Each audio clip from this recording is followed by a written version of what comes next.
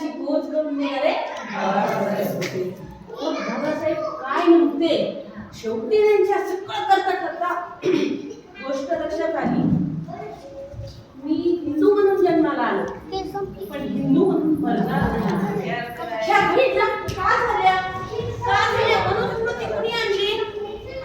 एका जागेवर बसून त्यांच्या लेखणीतून, त्यांच्या संभाषणातून, त्यांच्या वर्तनातून प्रत्येक वेळेस डाव रचणारे, पेच रचणारे आणि जसं काय लपंडाव खेळणारे लोकांसोबत जे लोक होते त्यांचे कागद काढण्यात, त्यांचे पुस्तकं जाळण्यात, त्यांचे कलम तोडण्यात आणि त्यांचं मानसिक खच्चीकरण करण्यात का शिका, संघटित व्हा आणि संघर्ष करा. शिक्षण वाघिणीचं दूध आहे. प्रत्येकाने पॅन घेऊन समोरच्या अंगावर जा.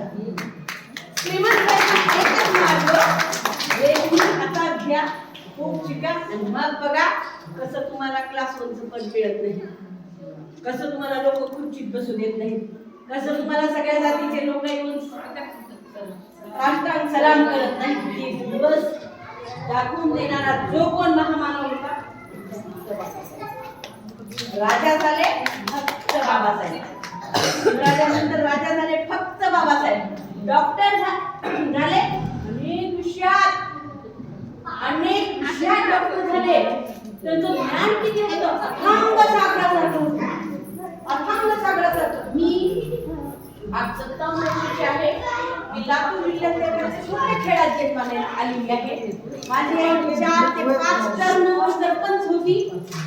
माझ्या वडिलांचं